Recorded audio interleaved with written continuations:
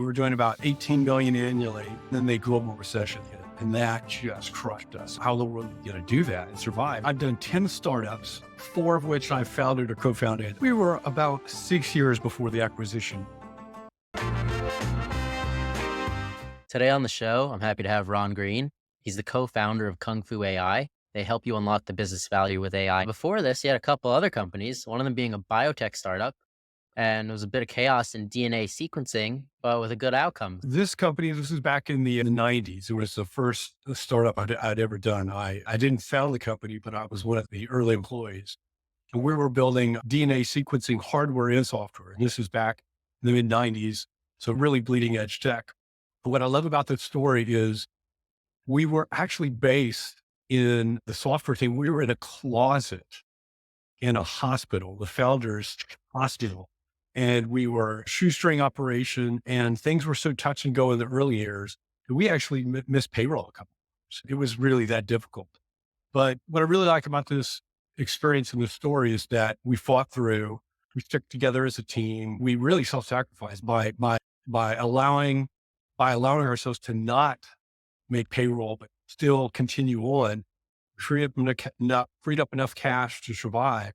And that company eventually went public and we got acquired. And so it just goes to show you that no matter how down you are, no matter how bad things may seem, you just keep fighting through. Often you will to the other side and succeed. How many years was that business in operation? I think we were about 6 years before the acquisition. We went public and then got. Okay. So was it like 5 years of struggle and then all of a sudden lights went on? No, I'd say it was probably 3 years of real hard struggle. And then we Yeah. started getting some traction. It was amazing. There's almost nothing to compare with the idea of trying to build something from scratch, especially when it's right on the edge of your abilities and you pull together as a team and then fight through the low points. It makes the successes all that much more appreciated and valuable. And then about a decade later, you had something similar happen. Yeah, it did. So a different company, different space, and we were growing. We were doing about 18 million annually. We were entering '08. We were looking at to getting about 25 million, very strong growth. And then the global recession hit, and that just crushed us. And I remember a couple of things vividly.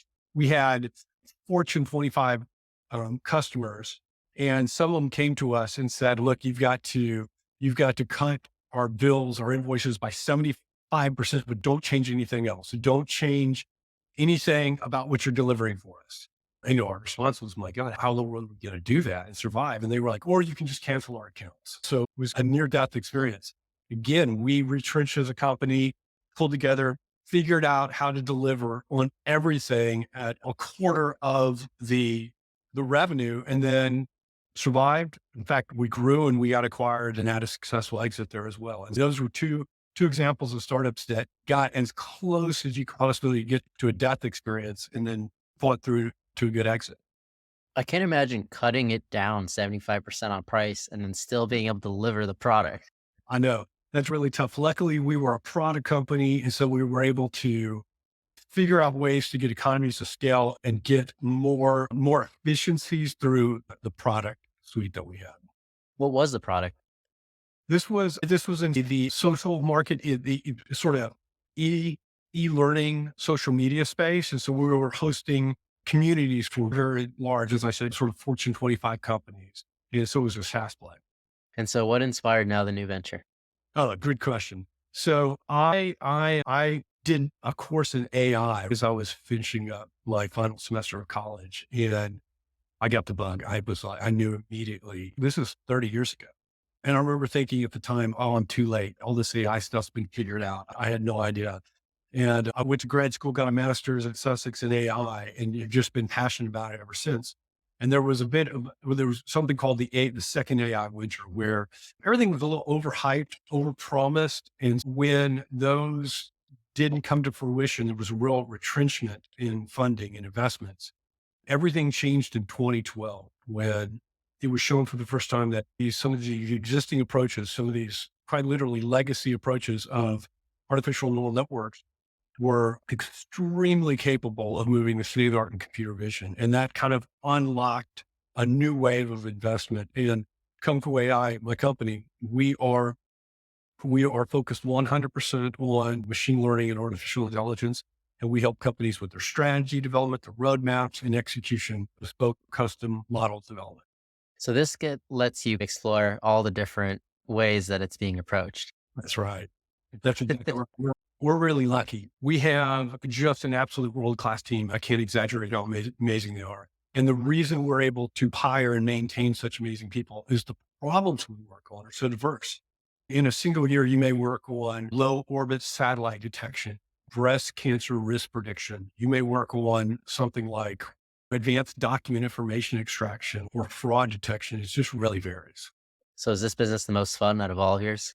Honestly, it is. I can honestly say I've done 10 startups, four of which I've founded or co-founded. I think this is the most fun I've ever had. That's good. I like it when the businesses are fun because then Yeah. it doesn't feel like work anymore. Exactly. Exactly. So you think this one's really going to scale as well? I think so. We've been growing at a pretty good clip. We're about 5.5 years old. So we predate this wave of awareness and excitement about AI. Chat GPT has been very helpful to us. It's opened people's eyes and they're beginning to realize just how real this is. So for new entrepreneurs, what would your advice be to them?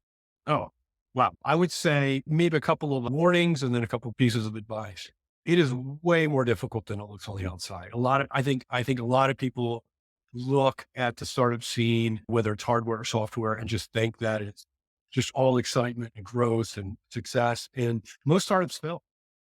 And we talked about some of my successes here. I've had failures as well. It's really difficult. You basically have about a 10% chance of surviving to 5 years in the startup space. And it can be really lonely, right? Because you're trying to attract talent, you're trying to attract customers, you're trying to build something new and innovate. You want to constantly have to have an optimistic perspective and you have to project confidence. And a lot of people don't understand that in the startup space, that confidence doesn't necessarily always reflect the reality of the situation as you're just fighting to survive. One of the things that also that surprises people a lot about early stage companies is you got to remember you're starting something new. Nobody knows you, yourself known in the space to get people to even return your email and your phone call. So just a word of caution, if you don't feel like you absolutely must start something new, you might not have the drive to survive. But that said, once you start something, don't get down just because you do have failures. I could tell you five more stories, near death stories about different companies. And the hardest thing to do when you're in those situations is just keep fighting through. But that's what differentiates the companies that survive and the ones that don't is that way of figuring out how to make it to that next level. Yeah, that grit and persistence is so important. It's unbelievable. It's about 80% of it. Yeah. So if you could tell your younger self any one thing, what would it be? I got really lucky. I got really lucky. I've stumbled into a field that I loved and I had the opportunity to do some things that I was worried might be beyond my ability. And what I tell my own sons is, if you're not in a situation where you feel you're right at the edge of your ability, you may be underqualified, then you're not pushing yourself hard enough. Because I think most people underestimate what they're capable of. Once you get into some environment and you succeed and you find out that you can do it, you'll retrospectively go, oh, that's different. That's just this thing. It's really scary. Or these other, there's pretty much nothing people can do if they work hard, put their mind to it. And so the things I'm most proud about are when I stretched myself right to the limit of what I thought was possible, because then when you succeed or even when you fail, you knew it was something worthy, right? You knew that you gave it your all. And within the startup space, failure is not really that much of a knock. People know how hard it is to get things off the ground and succeed. So failures are not going to be held against you necessarily as hard as you might think in that space. Yeah, it's as long as you don't hold it too hard against yourself when you keep pushing forward.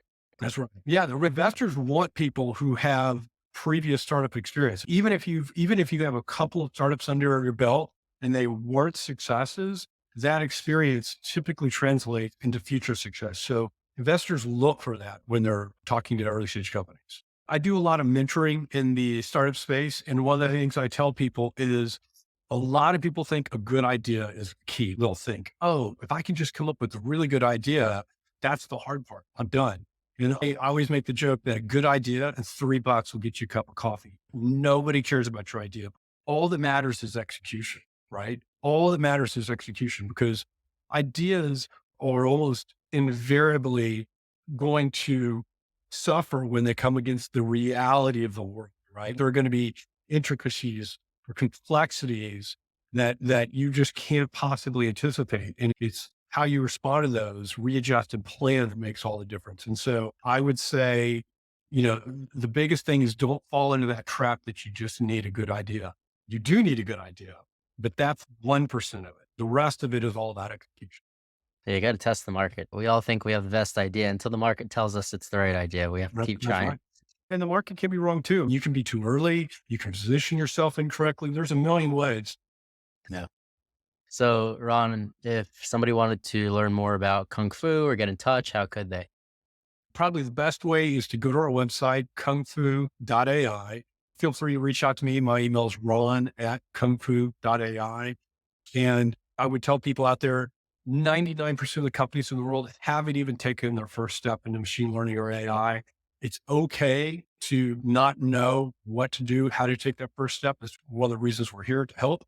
This time next year, it's not going to be okay. The entire business world is waking up to the impact and the ability of machine learning. And if you don't do it, your competitors will. Whether you work with us or somebody else, I would highly encourage all of the listeners out there to begin planning for what their future utilization of machine learning and AI is going to be. You will be outpaced if you don't implement. That's exactly right. So thank you, Ron, for coming on the show. And thank you, everybody, for listening to another episode of Failing to Success. Make sure to smash that subscribe button. I'm your host, Chad Kalecki, and we'll see you next time.